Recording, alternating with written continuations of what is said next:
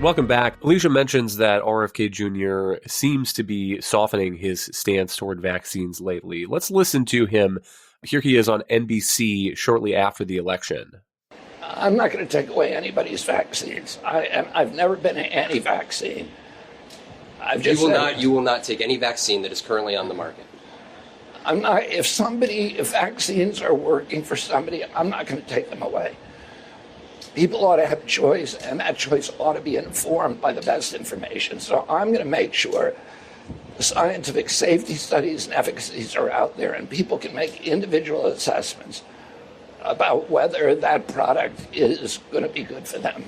And here is Scott Gottlieb, President Trump's first director of the Food and Drug Administration in his first term, discussing his concerns last year about the Kennedy nomination to HHS. I think if RFK follows through on his intentions, and I believe he will, and I believe he can, it will cost lives in this country. You're going to see measles, mumps, and rubella vaccination rates go down.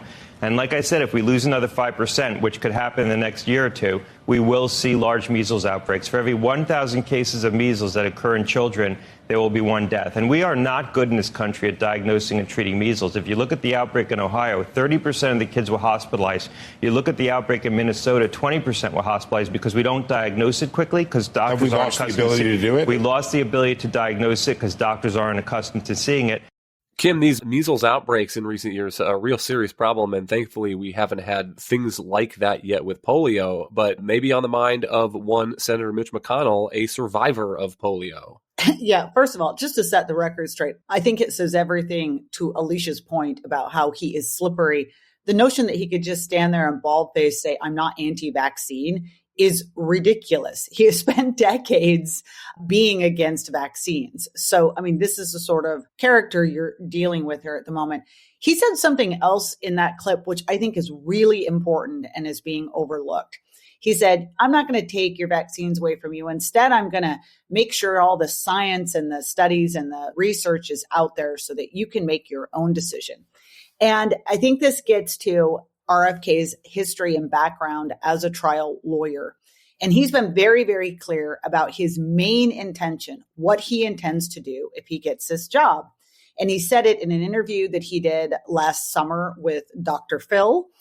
He did a long interview with him. And then he also did another interview with Jesse Waters on Fox in September. And he said, look, I'm going to go in and my number one priority is I'm going to direct the National Institutes of Health to do real science and have them come out with real information about the dangers of all of these chemicals and compounds and what have you, whether it be high fructose corn syrup or whether it be this chemical that goes there or whether it be what's in vaccines.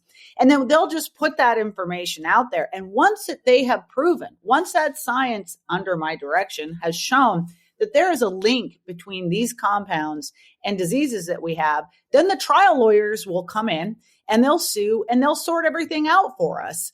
And it was really interesting because Dr. Phil had posed this question. He said, like, nobody really wants to have government taking stuff away.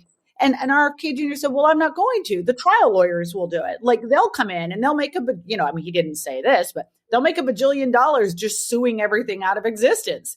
And see, I will facilitate that. And some people will say, oh, well, if it's the science is the science. And I ask our conservative listeners to think about that statement, as we have long talked about the ability to capture government scientists and sort of direct the science the way you would like it to go is something that Republicans have had a lot of concerns about over the years, in particular with regards to climate science, for instance. Or more recently, look at all the, quote, science we had coming out of the federal government with regard to COVID and mask wearing and everything else. So his goal here is to go in, use the scientists in the federal government, direct them to put things out that will be helpful to the trial lawyers and to his long-term ambitions. And that, to me, is the real danger. And yes, it will affect vaccines. And yes, that is a very dangerous prospect, but it will affect all kinds of other things too. I mean, things, by the way, I would just note, one of the other things that RFK Jr. can't stand is some of these weight loss drugs that are out there right now. He thinks that they're wrong, they're problematic, and, wait for the, quote, science to flow on why all of these are bad for the public health. I went looking for some numbers this morning on this National Vaccine Injury Compensation Program. as it's called. And I found this from the Health Resources and Services Administration. It says, according to the CDC, from 2006 to 2022, over 5 billion doses of covered vaccines were distributed in the United States. For petitions filed in this time period, 12,499 petitions were adjudicated by the court, and of those, 9,075 were compensated. This means for every million doses of vaccine that were distributed, approximately one individual was compensated. So, Alicia, that helps explain what Congress was trying to do, the economic thinking behind this no-fault program. Because if there are rare side effects to vaccines, but there is a huge benefit to 5 billion doses of vaccines for all kinds of things going out to the public over the course of 20 or 30 or 40 years, like tetanus and hepatitis and measles, MMRs, rotavirus, rubella, just looking at the list here. It makes sense to compensate those people without necessarily having some kind of huge jury trial and award where you're having to prove the causation. By the way, this fact sheet from the government says that about 60% of all compensation is as a result of negotiated settlements. So that is not a situation where there is some sort of fact finder who has said, yes, this vaccine has caused your injury. It's basically a way to, pay people who say they have an injury without bogging down the overall process of getting vaccines approved and out to the public where there's huge benefit for them. And if I'm understanding you right, Alicia, as HHS Secretary, RFK Jr. would have the ability to potentially take vaccines out of this compensation program. So he could say, this vaccine from this maker, you're going back into the regular courts, the regular trial lawyer and tort system. Right. So how this works is that the HHS Secretary can remove vaccines from this program. Currently, you can already sue the manufacturers after you go through these special vaccine courts. The vaccine courts are designed to actually be more favorable to the patients who claim to have been injured. Basically, there's a presumption if you have a certain injury or can show proof that you had a vaccine on a certain date and then developed a certain side effect within a certain period of time, that the vaccine was the cause and you will get an automatic payout based on whatever economic injuries or medical costs that you suffered as a result. And this is worked relatively well. And very rarely do you actually get lawsuits outside of these courts. We have seen this now with RFK, who was actually championed a lawsuit against the Gardasil, the HPV vaccine, with his trial lawyer friends, which is actually now going to federal court. And the claim actually in this one is that Merck somehow concealed the actual potential side effects of the vaccine, wasn't honest about it with patients, and the FDA kind of went along with this. And I raise this example because that is the concern, is you're going to get more of those kinds of lawsuits if he becomes HHS secretary, because he's going to basically say, well, the FDA concealed this evidence of side effects. And of course, it's very difficult to actually prove an injury was directly caused by something. A lot of people develop injuries regardless if it was caused by a vaccine or a drug. You may have a stroke, but there is an exhaustive review required of data points. The US FDA, who actually works with the Europeans to look at all these potentially injuries and if there's any kind of link to the vaccines. The concern is that, to Kim's point, that there will be some kind of manipulation of this data to say that these vaccines are actually causing certain injuries.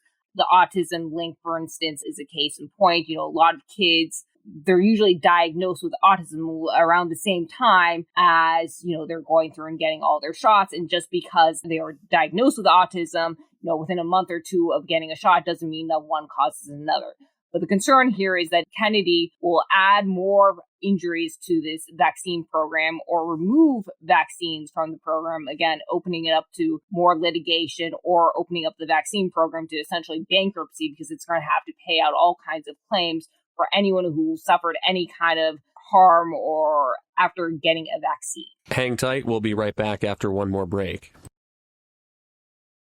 Don't forget, you can reach the latest episode of Potomac Watch anytime. Just ask your smart speaker, play the Opinion Potomac Watch podcast. From the opinion pages of the Wall Street Journal, this is Potomac Watch. Welcome back. Kim, a couple final thoughts here from me, and then we'll give you the last word. There are also, by the way, allegations about RFK Jr.'s personal behavior. He said last year, this is the quote, "I said in my announcement speech that I have so many skeletons in my closet that if they could all vote, I could run for king of the world." So if skeletons in a closet are the kind of thing that might lead a Susan Collins or a Lisa Murkowski to vote no on a Pete Hegseth, there is also that potentially here with RFK Jr.'s nomination. Also, I understand why Trump nominated RFK Jr. The deal between Trump and RFK was that RFK would endorse the Trump campaign in 2024, maybe bring along some supporters in some of these swing states that were thought to be relatively close at the time. And then he would play some kind of large role in the administration and with a health portfolio, some of the issues that RFK has been interested in a long while. But the Republican Senate is not party to that deal. If you are a senator, your interest is, it seems to me, in making sure that that nominee, if confirmed, would do the best job and put the public interest first. And then one final thought before I get off my soapbox, Kim, is RFK Jr. for a long time was a popular figure on the left. There were rumors at one point he was going to be President Obama's EPA administrator. So that's part of what makes this hard for me to calculate out is there some possibility that he might still get a Democratic vote or two? So the Senate is not party to this deal. But I would also point all those Republican senators, or if any are listening, to please just look at the recent Trump maneuverings within the transition team to attempt to box in RFK Jr. if he actually is confirmed. They are concerned about this. Okay, look, this was a transactional deal. It was like RFK endorsed Donald Trump, and Donald Trump felt he had to give him something.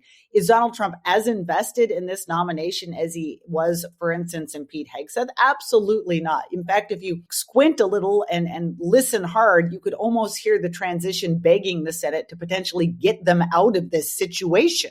And, I think all these senators, Republican senators, are worried about getting crosswise with Donald Trump. I think they might get a thank you card if they were to actually get RFK off this, because his nomination is a mess. It's not just all the things that we talked about, but as you mentioned, Kyle, I mean, if you really want to look at personal behavior and background, this guy could win awards. I mean, if people were really digging into it, it would make Kavanaugh or Pete Hegseth seem tame, but it's been so overshadowed by some of his controversial views that his biography has not been getting much attention. I agree that there is some wild card questions here. I could see there being more than enough Republicans to potentially derail this nomination, maybe. But then you add in the possibility that he could get some Democratic votes. I don't know where they're come from. A lot of Democrats have really come down on him hard. And you can see Elizabeth Warren. She is gearing up to grill him. A couple I would name. I mean, there's people who are looking at John Fetterman from Pennsylvania only because he's made a kind of public pledge that he wants to have an open mind about Donald Trump's nominees. Bernie Sanders has in the past said some nice things about RFK Jr., but it's sometimes hard to see him being too far off the page of an Elizabeth Warren. One other long shot is Sheldon Whitehouse, the Democratic senator from Rhode Island, because he and RFK Jr. were law school buddies, and they have a very long time friendship. And RFK Jr. has actually campaigned at times for Sheldon Whitehouse. He's been very quiet on how he's going to go on this nomination, and that's one to watch as well. I think that this is going to be even more of a up in the air. We could, after his hearings, watch his hearings. I mean, a lot of people are waiting just to see what he does in these hearings. This is not a man known for his circumspection. We'll see how he manages a couple of days in the public spotlight. He could sink himself still. Thank you, Kim and Alicia. Thank you all for listening. You can email us at pwpodcast@wsj.com. If you like the show, please hit that subscribe button, and we'll be back tomorrow with another edition of Potomac Watch.